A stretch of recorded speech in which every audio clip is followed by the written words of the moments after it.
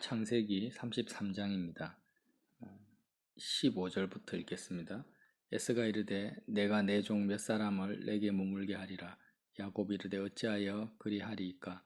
나로 내 주께 은혜를 얻게 하소서 하며 이날에 에서는 세일로 돌아가고 야곱은 숫곳에 이르러 자기를 위하여 집을 짓고 그 가축을 위하여 우릿간을 지었으므로 그 땅 이름을 숫곳이라 부르더라. 야곱이 밧담 아람에서부터 평안히 가나안 땅 세겜 성읍에 이르러 그 성읍 앞에 장막을 치고 그가 장막을 친 밭을 세겜의 아버지 하몰의 아들들의 손에서 베크시다에 샀으며 거기에 제단을 쌓고 그 이름을 엘헬로에 이스라엘이라 불렀더라. 아멘. 33장과 34장 이렇게 연결해서 말씀을 이해하는 것이 유익합니다. 33장은 야곱이 이제 드디어 형 에서와 화해하는 장면이 나옵니다. 야곱의 그 대화 속에요. 은혜라는 말이 내 주께 은혜를 입으려 합니다. 하나님의 눈앞에서 은혜를 입어 싸우면 하나님이 내게 은혜를 베푸셨고 이런 식으로 은혜가 5번이 나옵니다. 정말 야곱의 인생에서 아마 하나님의 은혜를 붙들고 있는 가장 간절히 붙들고 있는 순간이 아닌가 싶어요. 삼촌 라반과의 대화를 가만히 들어보면은요.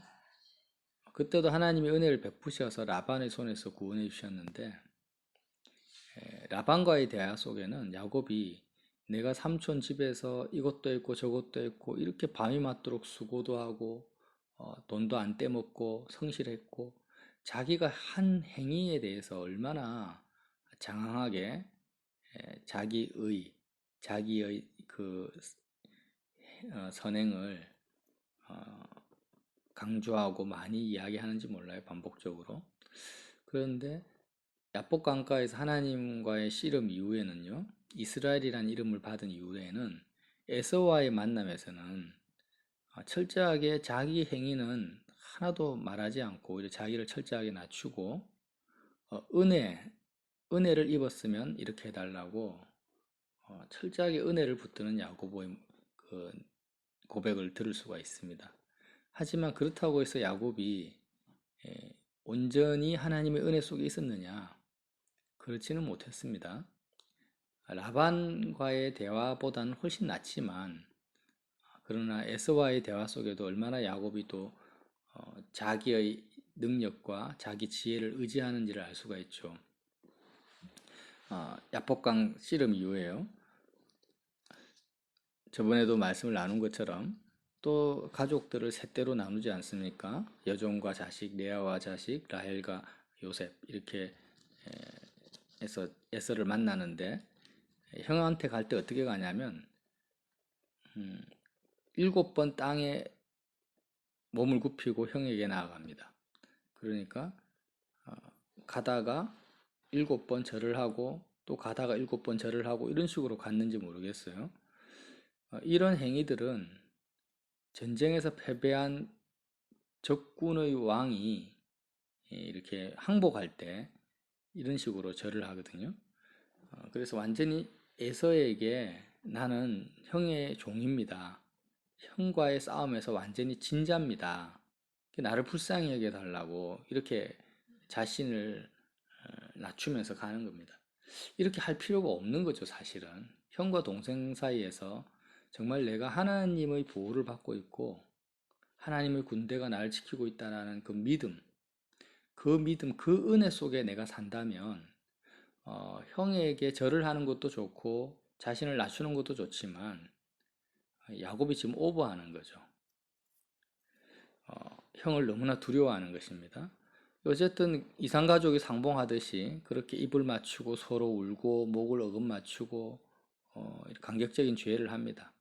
그래서 형이 물어보죠. 이 여인들과 자식들이 누구냐 하니까 하나님이 주의 종에게 은혜로 주신 자식입니다. 내가 뭐 잘해서 받은 게 아니라 나 같은 비천한 자에게 은혜로 주셨다 이렇게 말을 하면서 또 물어봅니다. 에서가 너를 만나기 전에 셋째나 나에게 짐승을 예물로 줬는데 왜 이렇게 줬냐 하니까 야곱이 또 내 주께 은혜를 입으려 합니다. 형이 나를 용서하시고 너그럽게 봐주시길 위해서 내가 이렇게 예물을 드렸습니다. 이렇게 또 말을 해요. 그러니까 에서가 동생아, 나도 이미 많은 것을 가지고 있고 내게 있는 것으로 족하니까 그거 내가 못 받겠다. 너의 소유로 그냥 내게 두라고 하니까 야곱이 극구 만류합니다. 형의 눈앞에서 은혜를 입어 싸우면 청하건대 내 손에서 이 매물을 받으소서. 왜 극구 만류합니까? 혹시나 에서의 마음이 바뀔까 싶어서 염려가 되는 거죠. 그래서 절대적으로 형이 예물을 받으셔야 합니다. 결국 자기 자신을 자기가 보호하기 위해서 이렇게 형의 마음을 더 확고히 하려고 예물을 주는 거예요. 그러면서 형님의 얼굴을 배운 즉 하나님의 얼굴을 본 것 같사오며 형님도 나를 기뻐하십니다. 에서의 그 위치를 하나님의 위치와 동등됨으로 둬버리는 거예요. 좀 많이 오버하는 거죠. 그래서 하나님이 내게 은혜를 베푸셨고 내 소유도 족하오니 청하건대 형님께 드리는 예물을 받으소서 하고 그에게 강권하니까 어쩔 수 없이 에서가 예물을 받습니다. 그래서 에서가 이제 야곱아 이제 네가 가는 목적지까지 함께 가자, 나와 동행하자 하니까 야곱이 뭐 할 수도 있는 거죠. 길이 방향이 같으면. 그런데 야곱이 거절합니다. 이유를 둘러대는 거죠. 자식들은 너무 연약하고 내게 있는 양떼와 소새끼가 하루만 지나치게 이제 몰아버리면 다 죽어버릴 거다. 극단적인 표현을 합니다. 그래서 나는 절대 형하고 지금 같이 갈 수 있는 여건이 안 되니까 형님은 먼저 가십시오. 나는 나중에 가겠습니다. 에서의 손아귀에서 벗어나려고 발부둥을 치는 거예요. 그러니까 또 에서가 뭐라고 하냐면 알겠다. 그러면 내가 너를 지키고 보호하기 위한 그런 내 종들을 몇 명 붙여줄게 하니까 야곱이 이르되 어찌하여 그리하리까 나로 내 주께 은혜를 얻게 하소서 하며 어떻게 나는 그렇게까지도 형의 호의를 받아들일 자격이 없는 자입니다 하면서 만약에 이제 에서의 사랑을 붙여 놓으면 나중에 그 종들이 보고할 거잖아요. 야곱이 어디 있더라 어떻게 했더라. 야곱이 지금 은혜 입었다고 말을 해도 사실은 형을 엄청 두려워하는 거죠. 그래서 형을 사랑하는 것도 아니고 하나님을 나의 방패 삼아서 담대한 평강을 누리는 것이 아닙니다. 이전보다는 많이 하나님을 의지하고 있지만 여전히 야곱은 어떻습니까? 사람을 두려워하는 죽기를 무서워함으로 마귀의 권세에 눌려 있는 그런 야곱의 영적 상태를 볼 수 있다라는 거죠. 그래서 이제 형이 자기 종도 붙이지 않고 다 떠나갑니다. 형의 손에서 완전히 멀어지게 되는 거죠. 벗어나게 됐을 때 야곱이 에서는 세일로 돌아가고 야곱은 숫곳에 이릅니다. 거기서 37절에 보면 자기를 위하여 집을 짓고 그의 가축을 위하여 우릿간을 지었으므로 그 땅 이름을 숫곳이라 부르더라. 이 숫곳이라는 뜻이요, 장막이라는 뜻이고 뭐 우리로 치면 자그마한 집, 보금자리 이렇게 말할 수 있어요. 이제 한번 보세요. 야곱이 가장 두려워하고 힘들었던 대상이 누구였냐면 에서와 라반이었거든요. 이제 삼촌 라반의 손에서도 벗어났죠. 그리고 절대절명의 그 원수가 외나무 다리에서 만나듯이 에서와 만났는데 그 에서의 모든 영향권에서도 벗어났습니다. 그리고 나서 세일 땅에서 자기를 위해서 뭘 짓습니까? 집을 지어요. 자기 짐승들을 위해서는 우릿간을 짓습니다. 그리고 나서 그곳을 그 지역 이름을 숫곳이라 했는데 그 뜻이 뭐냐? 보금자리다, 장막이다, 이런 숫곳이라는 이름을 지어요. 야곱의 인생에서 지금 세일 땅에서 숫곳이라는 이 장소가 어떤 장소냐, 어떤 의미를 가집니까? 모든 대적으로부터 다 벗어난 장소, 모든 위기와 위험의 상황에서 탈출한 그 장소가 뭐냐? 숫곳인 거예요. 보금자리다, 뭐 장막이다, 이런 이름을 지을 수가 있는 거죠. 거기서 제단을 쌓고 이스라엘의 하나님의 이름을 불렀는데 33장, 34장의 그 야곱의 심리 상태를 보면 33장에서는 너무나 지금 형의 그 죽음의 위험 앞에 마음이 조마조마한 거죠. 형이 언제 마음이 돌변하면 어떡할까 하면서 모든 예물을 끝까지 강권하고 종들도 머무르지 못하게 하고 온갖 변명을 다 둘러치면서 자기는 형의 손에서 벗어나려고 발부둥을 치고 있는 위기의 순간입니다. 위기의 순간. 야곱 입장에서는. 그러나 하나님의 관점에서는 이런 에서와의 만남이나 야복강가의 사건은, 씨름하는 사건은 하나님의 군대 마하나임이라는 하나님의 군대가 야곱을 지켜주고 있는 상황이고, 영적인 시각으로 보면 가장 야곱의 인생에서 하나님의 보호를 많이 받고 있는 순간이었어요. 그런데 이 숫곳이라는 곳, 이제 에서와 라반의 모든 위협에서 벗어난 이 숫곳, 세일 땅에서 34장으로 넘어가면 어떤 일이 생깁니까? 야고보의 딸 디나가 그 땅에 있는 다른 여자들을 보러 나가다가 그 땅의 족장인 세겜이 그를 보고 강간을 하게 됩니다. 자기의 딸이 강간당하고요. 그리고 자기의 아들들이 모략을 써서 끔찍한 살인을 저질러서 오히려 가장 위험한 순간, 가장 불행한, 가장 뭐라고 할까요? 야곱의 인생에서 오히려 라반과 에서와는 비교도 안 되는 그런 큰 죄악의 순간 속으로 들어가게 된다는 거죠. 자녀들이 다 살인자가 되고 딸들은 강간을 당하는, 딸은 강간을 당하는 그런 위험한 순간이 펼쳐지게 된다는 거죠. 그래서 성경 전체는 이런 내용들을 계속 반복적으로 이야기하고 있어요. 우리가 생각하기에 대적이 없고 위협이 없고 정말 평안하고 사람들이 다 원하는 그런 환경을 내가 가지고 있다. 내 마음에서 안전하다, 평안하다고 생각하는 그 순간이 가장 위험한 순간이다. 반대로 사람들이 보기에 정말 물질도 없고 도와주는 사람도 없고 원수들만 주위에 둘러쳐져 있고 야곱과 같은 이런 상황에서는 사람들이 보기에는 위험한 순간일지 몰라도 하나님의 시각에서는 가장 안전한 순간이다. 왜? 내 마음이 살아계신 하나님만을 간절히 의지하고 있으니까. 지금 다윗도 마찬가지죠. 다윗도 사울에게 쫓기고 블레셋 왕들에게 쫓길 때는요. 사람들 보기에는 언제 목이 잘릴지 모르는 도망자 신세였지만 그때 다윗이 가장 놀라운 시편을 기록하게 되고 영적으로 보면 가장 안전한 순간이었어요.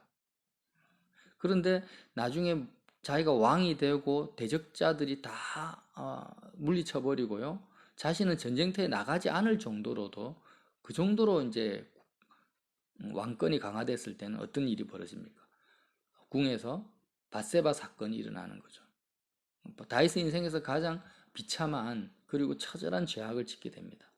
솔로몬도 마찬가지예요. 처음에는 자신의 그 왕권이 강화되지 않을 때는 일천번제를 드리면서 하나님을 그렇게 간절히 의지하고 있었어요. 그러나 부와 명예와 모든 것이 다 주어졌을 때 천명의 처첩을 거느리고 우상숭배에 빠지게 되죠. 이스라엘 전체의 사사기의 역사도 마찬가지죠. 대적자들이 없고 평안할 때는 여지없이 우상숭배를 했다가 또 외부에서 이방 민족이 쳐들어와서 노예 생활을 할 때는 간절히 하나님을 의지합니다. 이 반복된 역사가 있고요. 초대교회도 마찬가지입니다. 로마 제국의 핍박과 사자밥이 되고 화형당할 때는요. 그렇게 하나님의 그 성령의 역사가 일어나다가 이제는 핍박이 없어졌습니다. 오히려 종교와 정치가 연합되어서 기독교인들이 많은 권력들을 가졌을 때 그 중세 기독교의 타락이 시작되는 거죠. 가톨릭의 타락이 시작됩니다. 성경 전체가 우리에게 무슨 메시지를 주고 있습니까? 너희들에게 있어서 가장 큰 위협은 하나님의 자녀들을 향한 다른 사람이 아닙니다. 그냥 나 자신에게 적용하면 됩니다. 우리에게 있어서 가장 큰 위협은 뭐냐? 못 먹고 못 사는 게 아니에요. 내가 이 땅에서 건강을 잃어버린다든지 아니면 보금자리가 없는 것이 아닙니다. 다윗이 지금 자기를 위해서 집도 짓고 짐승들을 위해서 우리간도 다 지어놓은 상태. 그런 나를 위한 집이나 우리간이 없는 상태. 내일 먹을 양식이 없는 상태가 위험한 상태가 아니라는 거예요. 가장 큰 위협은 뭡니까? 죄와 사망의 위협입니다. 죄는 하나님과의 관계가 어긋나는 거죠. 내 마음이 하나님을 떠나는 것이 죄입니다. 내 마음이 하나님을 이렇게 간절히 의지하지 않고 절대적으로 하나님만을 붙들지 않는 상태. 나는 지금 모든 대적자들이 다 없어졌어, 이제는. 내가 염려할 것이 없어. 이제부터는 내가 평강을 누려야 되겠다.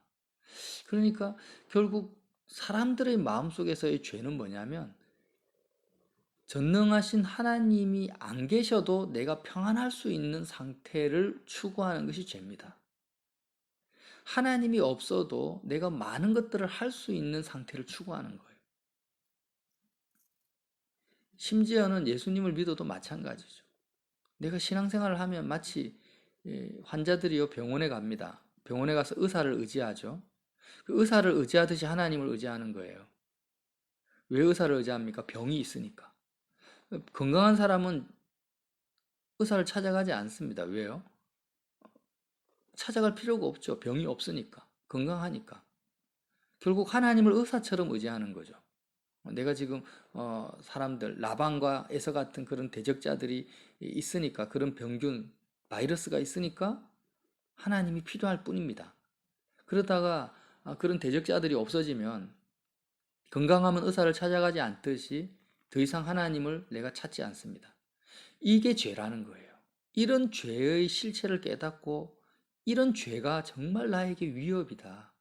내가 정말 경계해야 될 위협적인 존재라는 것을 알아야 된다는 거죠. 그리고 사망이 뭡니까? 내 목숨, 육신의 목숨이 죽는 것이 사망이 아니에요. 성경에서 말하는 사망은 둘째 사망을 말하죠.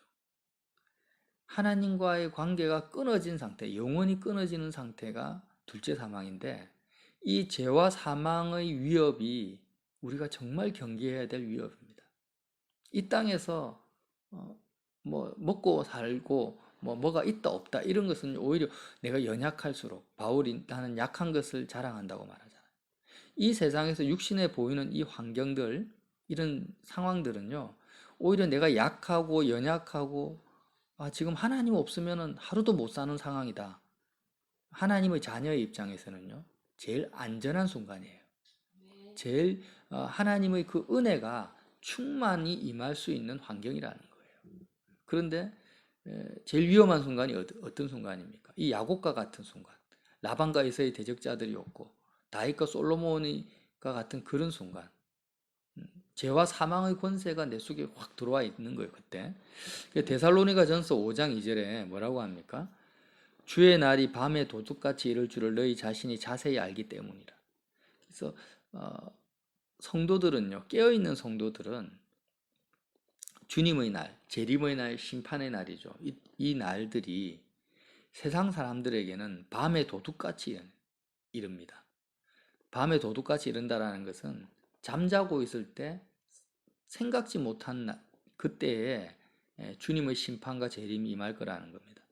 그들이 평안하다, 안전하다 할 그때에 임신한 여자에게 해산의 고통이 이른과 같이 멸망이 갑자기 그들에게 이르리니 결코 피하지 못하리라. 평안하다, 안전하다고 생각한 그때라는 거예요.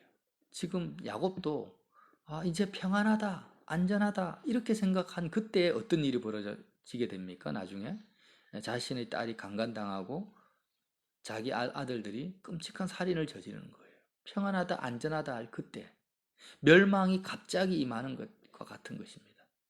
그러나 성도들은 그렇지 않아요. 형제들아, 너희는 어둠에 있지 아니하며 그날이 도둑같이 너희에게 임하지 못하리니 너희는 다 빛의 아들이요 낮의 아들이라.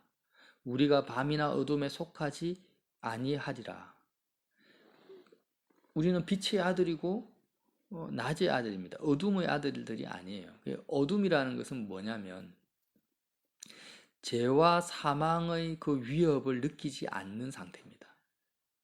성경에서 말하는 죄와 사망의 위협을 느끼는 것이 아니라 오직 뭐만 느낍니까? 야곱처럼 에서와 라반, 눈에 보이는 사람들의 위협, 눈에 보이는 환경의 그 불안함과 위험만을 느끼고 있는 상태가 뭐냐면 어둠의 아들들, 어둠 속에 속한 상태라는 거예요. 그래서 빛의 아들들은요, 육적으로 아무도 나를 괴롭히는 사람도 없고, 사람들로부터 오히려 보호를 받고 칭찬을 받고, 내가 가할 수 있는 모든 이 세상의 안전한 장치들을 다 가지고 있다 할지라도, 빛의 아들들은 위협을 느끼는 거예요. 항상. 아, 내가 이것으로 말미암아 하나님을 떠나면 어떻게 될까? 내가 영이 깨어있지 못하면 어떻게 될까? 하면서 항상 죄와 사망의 위협 속에서 하나님만을 나의 방패와 피난처로 삼고 24시간 항상 깨어있는 것입니다. 내가 하나님을 놓치는 순간 나는 다윗이 밧세바를 그렇게 강간한 것처럼 그렇게 나도 넘어질 수밖에 없다라는 사실을 잊어버리지 않는 거죠. 오히려 눈에 보이는 상황들이 어렵고 힘들 때는요, 평강을 누립니다. 빛의 아들들은. 하나님 감사합니다. 내가 하나님을 더 온전히 의지할 수 있는 이런 환경을 나에게 주셨네요. 사람들이 보기에는 나는 바람 앞에 등불같이 간당간당한 게 보이지만, 그렇지만 하나님, 나는 이 순간이 오히려 하나님의 가장 큰 은혜와 보호하심 속에 있는 것으로 내가 믿습니다 하고 평강을 누립니다. 빛의 아들들은. 완전 세상 사람과는 정반대의 삶을 살아가는 거죠. 그래서 이제 지금 보세요. 우리는 빛의 아들이기 때문에 죄와 사망의 위협, 성경에서 말하는 죄와 사망의 위협을 인지하고 그 위협 앞에서 하나님을 의지하는 자가 되기 위해서 우리는 어떻게 해야 됩니까? 십자가를 향해서 우리가 갈 수밖에 없다라는 거예요. 우리는 십자가를 떠나는 순간, 십자가라는 이 장소가 어떤 장소냐면 지금 우한시에, 중국의 우한시에 코로나 바이러스가 있잖아요. 그러면 코로나 바이러스가 전혀 퍼지지 않은 그런 안전지대에 내가 있다면 나는 어떨까요? 마음이, 바이러스에 대해서는 편안하겠죠, 마음이. 반대로 내가 우한시 안으로 들어갔다고 생각해요. 출장을 갔어. 내 남편이나 자식이나 내가. 그러면 얼마나 그 바이러스에 대한, 코로나 바이러스에 대한 위협 속에서 내가 살게 되겠어요. 깨어 있겠어요. 다른 사람과 접촉하지 않으려고 백화점이나 이런 공공장소 안 가려고 깨어 있지 않겠습니까? 그래서 바이러스가 만연한 그 지역에 들어가면은 내가 거기에 대해서 깨어 있는 것처럼 우리의 영혼이, 내 마음이요, 항상 십자가에 가까이 가야만이 우리는 성경에서 말하는 죄와 사망의 위협이 얼마나 큰지를 내가 인지할 수 있다라는 거예요.